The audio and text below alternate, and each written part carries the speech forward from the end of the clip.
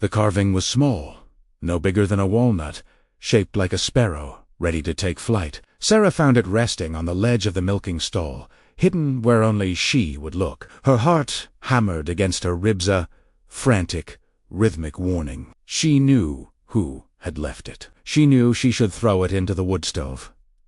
The moment she returned to the kitchen. To keep it was a deception.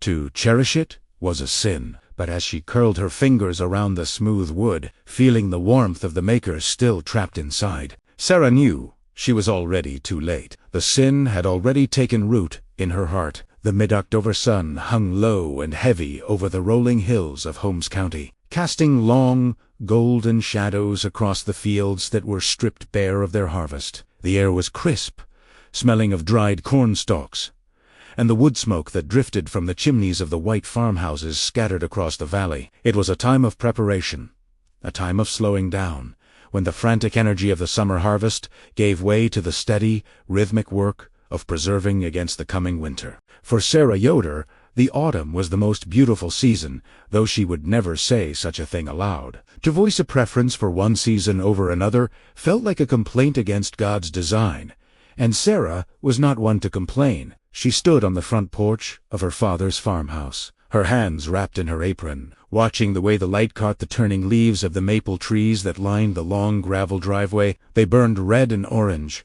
like a fire that gave no heat, inside the house. The rhythm of the afternoon was set by the ticking of the grandfather clock in the hallway and the soft clatter of her mother, Miriam, moving pots in the kitchen. There was apple butter to be jarred, and the smell of cinnamon and cloves hung thick in the air, a scent that Sarah associated with safety and home. But today, the safety felt stifling. Today, the horizon seemed too close, the hills too steep, blocking out the rest of the world. Sarah adjusted her cap, smoothing back a stray wisp of hair that had escaped. She was 21 years old, an age where the questions from the aunts and the grandmothers were no longer subtle. They asked about Levi Troyer. Levi was a good man. He owned a thriving dairy herd, he sang loudly in church, and he never, ever broke a rule. He was the safe choice. He was the choice her father, Abram, had already made in his heart, even if he hadn't formally given his blessing yet. But when Sarah thought of Levi, she felt a calmness that bordered on coldness. It was like looking at a flat, gray sky. There was no storm, but there was no sun either. She sighed, a small puff of white breath in the cooling air, and stepped off the porch to head toward the barn. The cows needed to be brought in for the evening milking, a chore she usually shared with her younger brother, but he was away at a barn raising in the next district. As she walked down the dirt path, her black shoes crunching on the fallen leaves, she saw him. He was walking along the fence line that separated the Yoder farm from the narrow country road. Caleb Stoltzfus. The name alone was enough to make the women in the church whisper behind their hands. Caleb had been gone for 3 years on his Rumspringa much, longer than usual. When he had returned 2 months ago, he had not come back with a wife or a new buggy. He had come back with a scar above his eyebrow, and a silence so deep it seemed to swallow the sound around him. He was working for the Miller family now, helping mend fences. He wore the broad-brimmed straw hat and the suspenders of a plain man. But there was a tension in his shoulders that spoke of burdens carried for miles. Sarah stopped, intending to turn back to avoid the encounter. It was not proper to speak to a man alone, especially one with Caleb's reputation. They said he had seen too much of the world. They said he had lost his way. But before she could turn, Caleb looked up. He paused, his gloved hand resting on the cedar post. He didn't wave. He didn't smile. He simply nodded, a slow, deliberate acknowledgement of her presence. In that brief moment, Sarah felt a jolt that started in her stomach and raced up to her throat. His eyes were dark, shadowed by the brim of his hat, but they were not wild as the gossips claimed. They were tired. They were the eyes of a man who had seen the storm and was just grateful for the ground beneath his feet. "Good evening, Sarah," he said. His voice was rough, like gravel shifting under a wheel. It had been years since he had spoken her name. They had been children together, sitting on the same benches in the one-room schoolhouse, but that felt like a lifetime ago, before the world had pulled him away. "Good evening, Caleb," she replied, her voice trembling slightly. She gripped her hands together under her apron. The fence looked strong. It was a foolish thing to say, but she didn't know what else to offer. "It will hold," Caleb said, testing the wire. "The winter is coming. Everything needs to be strong to last the winter." He looked at her then, really looked at her, and Sarah felt the heat rise in her cheeks. It wasn't a look of disrespect, it was a look of recognition, as if he saw the loneliness she hid behind her quiet smiles. "Is your dad well?" he asked. "He is well," Sarah said. "He is in the workshop." She hesitated. "The community. They are glad you're back, Caleb." It was a lie, or at least a half-truth. Her father was certainly not glad. He had warned Sarah to stay away from the Stoltzfus boy, claiming that a bad apple can rot the whole barrel. Caleb gave a short, humorless laugh, looking back at the fence. Most are waiting for me to leave again." He paused, his voice softening. "But I am not leaving, Sarah. I am done with running." He tipped his hat, picked up his toolbox, and walked away down the road, his boots kicking up small clouds of dust. Sarah stood there for a long time, watching him until he was just a silhouette against the setting sun. Her heart was beating a rhythm that didn't match the slow, steady ticking of the clock back in the house. It was a faster, more dangerous rhythm. She turned and hurried toward the barn, but the image of his tired eyes stayed with her, burning brighter than the autumn leaves. The weeks that followed brought the cold winds of November. The frost settled hard on the pumpkin patches, turning the vibrant orange orbs into frosted stones in the field. Life on the Yoder farm moved indoors. The evenings were spent around the kerosene lamps, Sarah and her mother quilting while Abram read from the German Bible, his voice deep and monotonous. Levi Troyer came to visit on Sunday evenings. He would sit in the parlor, turning his hat in his hands, talking about milk prices and the cost of grain. Sarah would sit and listen, pouring coffee and offering cookies, nodding at the right times. Levi was a good man. She told herself this a dozen times a night. He was kind, he was stable, he was safe. But when he looked at her, he saw a wife, a helpmeet, a mother for his future children. He did not see Sarah. He did not see the part of her that wondered what lay beyond the ridge of hills, or the part of her that loved to read poetry when her chores were done. It was a Tuesday when the accident happened. The wind was howling, rattling the window panes, when a loud crack echoed from the barn. Sarah was in the kitchen kneading dough, her arms dusted with flour to the elbows. She heard her father shout, a sound of pain that cut through the wind. Without thinking, she wiped her hands on her apron and ran out into the cold, her bonnet nearly blowing off her head. Inside the barn, the air was thick with dust. A beam in the hayloft, weakened by rot and the weight of the winter feed, had given way. Her father lay pinned beneath a heavy pile of lumber and hay bales, his face pale and twisted in agony. "Dead!" Sarah screamed, rushing to him. She tried to heave the beam off his leg, but it was immense, solid oak that refused to budge. "Go!" Abram gasped, his teeth gritted. "Get Levi. Get the neighbors." But the nearest farm was Leva's, and it was 2 miles away. By the time she hitched the buggy and returned, the damage to his leg could be permanent. Panic rose in her throat, hot and choking. She turned to run, but the barn door slid open with a screech of rusty metal. Caleb stood there, breathless, his chest heaving. He had been passing by on the road and heard the crash. He took in the scene in a single second: the collapsed loft, the pinned man, the terrified girl. He didn't ask questions. He didn't wait for permission. He threw his hat aside and sprinted toward them. "Sarah, grab the pry bar from the wall," Caleb commanded. His voice was not rough now. It was clear and authoritative. He wedged his shoulder under the beam, planting his boots in the struck-overed floor. The muscles in his neck strained, cords standing out like steel cables. "On my count, 1, 2, lift." With a roar of effort, Caleb drove his body upward. The beam groaned and lifted just inches. Sarah jammed the iron pry bar underneath, gaining them leverage. "Again!" Caleb shouted. He was taking the full weight of the collapse, his face turning red with exertion. He wasn't doing it for Abram, the man who had called him a bad apple. He was doing it for Sarah.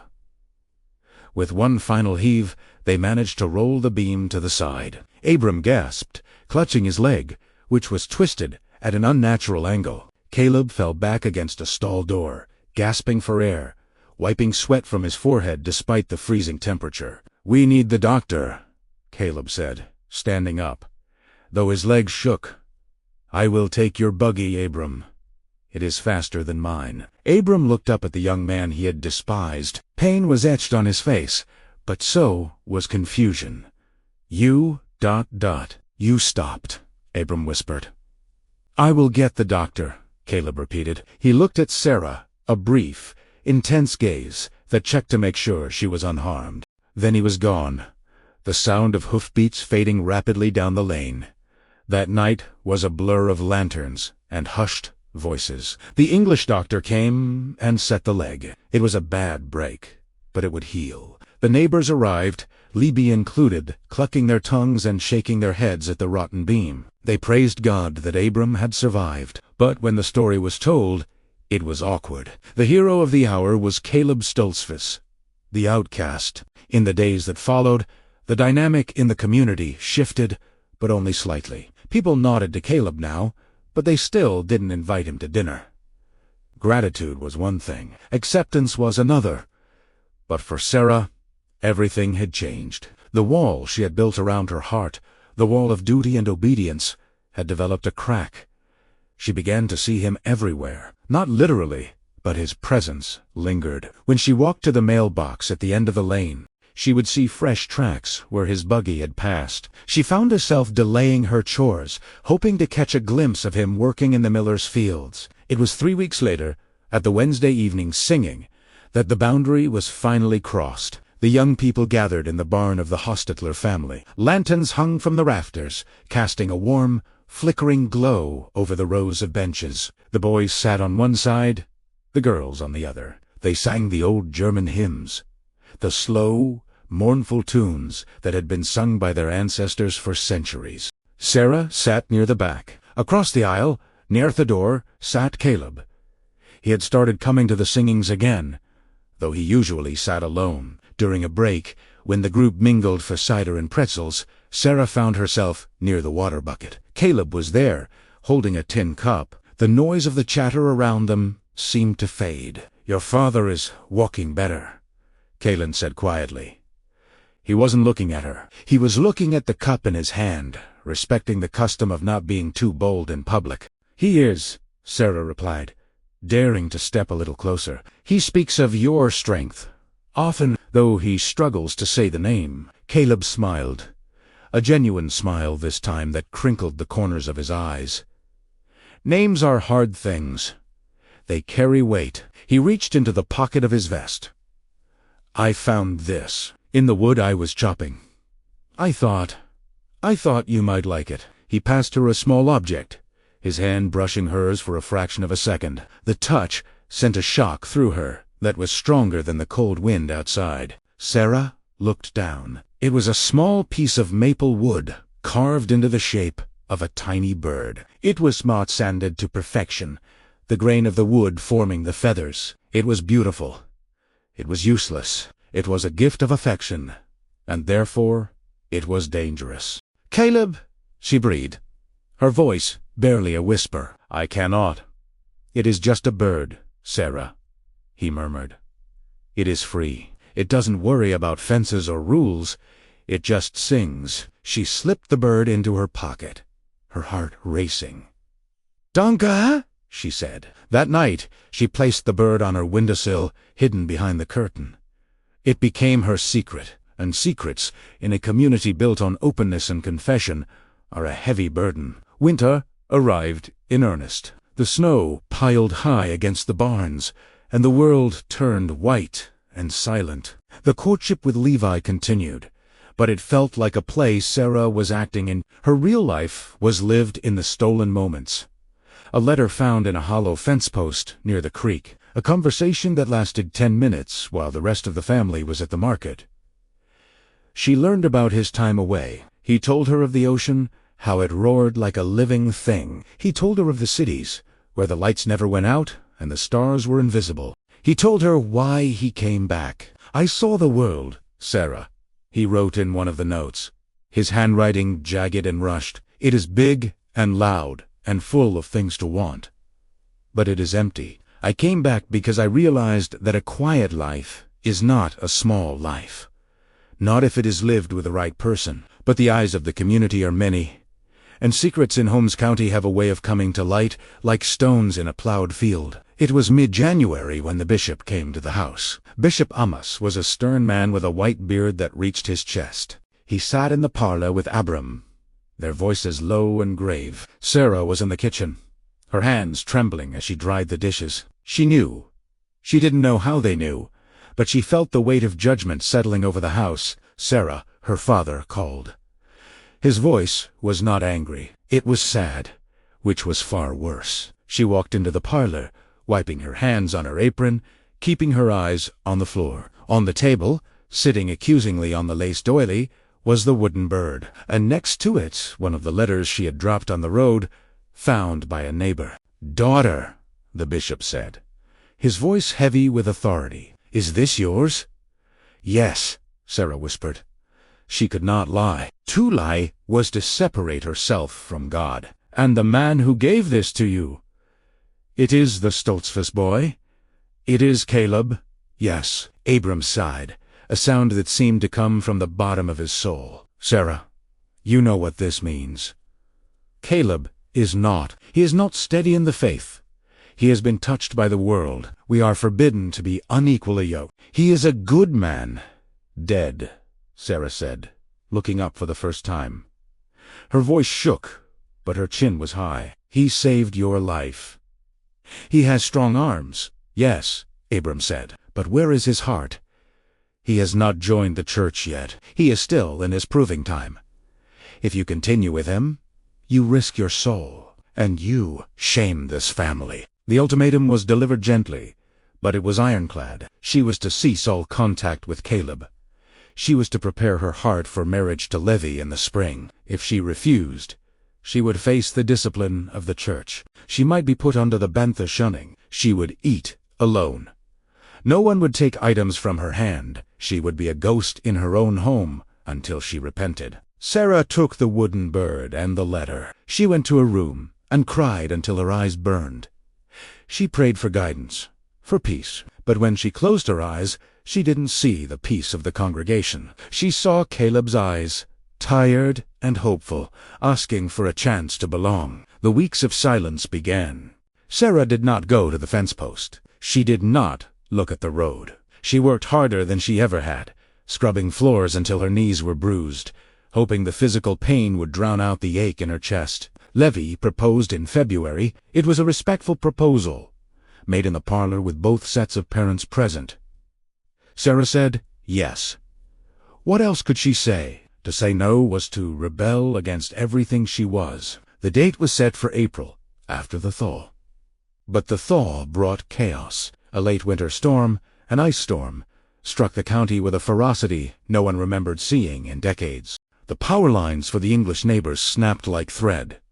The trees, coated in heavy ice, shattered. The roads were impassable sheets of glass. On the second night of the storm, the temperature plummeted. The Yoder farmhouse was warm, thanks to the wood stoves, but the livestock were in danger. The ice had collapsed a section of the main barn, roof not, the repaired hayloft, but the older section over the sheep pens. Abram, still walking with a cane, could not manage the repairs in the storm. The wind was howling, a banshee scream that rattled the very foundation of the house. Sarah was in the kitchen, melting snow for water, when a pounding came at the door. It was not a neighbor. It was Caleb. He was wrapped in a heavy wool coat, his beard crusted with ice. He hadn't come for Sarah. He had come because he saw the damage from the road. "The sheep will freeze if we don't tarp that roof," he shouted over the wind. "I have canvas and tools in the sled." Abram looked at the man he had forbidden his daughter to see. He looked at his own crippled leg. Pride warred with necessity. Necessity won. "Go," Abram said. "I will hold the lantern." Sarah watched from the window. She saw the lantern light bobbing in the darkness, the silhouette of Caleb climbing the slick, treacherous roof. He was risking his life. One slip on the ice, and he would fall 20 feet onto the frozen ground. She pressed her hand against the cold glass, whispering a prayer that was not for the sheep, but for him. They worked for 2 hours. When they came back inside, Caleb was shivering uncontrollably, his lips blue. Miriam, Sarah's mother, immediately poured hot coffee and brought blankets. The strict rules of separation seemed to melt in the face of the freezing death outside. Caleb sat by the stove, warming his hands. He looked across the room at Sarah. There was no defiance in his look, only a sad acceptance. He had done the work. He had saved the animals, and now he would go back into the cold, back to his empty house, while she prepared to marry another man. "Thank you, Caleb," Abram said stiffly. "You have done a neighborly thing." "I did what needed doing," Caleb rasped. He stood up, steadying himself. "I will go now." "Wait," Sarah said. The word hung in the air, louder than the storm. Her mother froze. Her father turned slowly, his brow furrowed. Levi was the plan. Levi was the future. But Levi was in his warm house, sleeping. Caleb was here, bleeding from a cut on his hand, shivering from the cold he had endured for them. "Sarah," her father warned. "No." "Dead," Sarah said, stepping forward. Her voice was clear, ringing with a strength she didn't know she possessed. "I cannot do it. I cannot marry Levi." "You speak foolishness," Abram said, his voice rising. "I speak truth," Sarah cried, tears spilling down her cheeks. "You teach us that God looks at the heart. You teach us that forgiveness is the way. Caleb has repented. He works harder than any man. Honors you. He honors God. Why is his past more important than his present?" She turned to Caleb. "I cannot be the wife of a man I do not love, and I cannot let you walk out into that storm thinking you are alone." The room was silent. The only sound was the crackling of the wood in the stove. The Ordnung was clear on obedience, but it was also clear on honesty. To marry without love, to marry with a lie in the heart, was a mockery of the sacrament. Abram looked at his daughter. He saw the set of her jaw, the same stubbornness that his own mother had possessed. He looked at Caleb, the young man who stood by the door, refusing to beg, refusing to leave. Abram sighed, and he slumped into his chair. He looked older, tired. "We are plain people," said softly. "We do not seek traha. We seek peace." He looked at Caleb. "Do you intend to join the church this spring, Caleb Stoltzfus?" "I do, sir," Caleb answered without hesitation. "I have already spoken to the bishop about my confession." Abram nodded slowly. "Then, if the church accepts you, who am I to keep the door locked?" He waved his hand vaguely toward the table where the coffee pots sat. "Sit down, boy. You cannot drive a sleigh in this ice. You will freeze before you reach the road." It wasn't a blessing. It wasn't a wedding invitation, but it was an opening. It was a crack in the ice. Caleb looked at Sarah. He didn't move toward her, would be improper in front of her parents, but the look that passed between them was enough. It was a promise of spring. It was a promise that the winter would end, and that when the green shoots of the corn broke through the soil, they would watch them grow together. 3 years later, the October sun was warm, much warmer than that day by the fence. The harvest was nearly done. The corn cribs were full, the golden slats bursting with the bounty of the earth. Sarah sat on the front porch, the same porch where she had once felt so lonely. On her lap, a quilt was spread out, a pattern of log cabin squares in deep reds and browns. Sleeping in a basket at her feet was a baby, 6 months old, with a tuft of dark hair that matched his father's. She looked up as a buggy turned down the lane.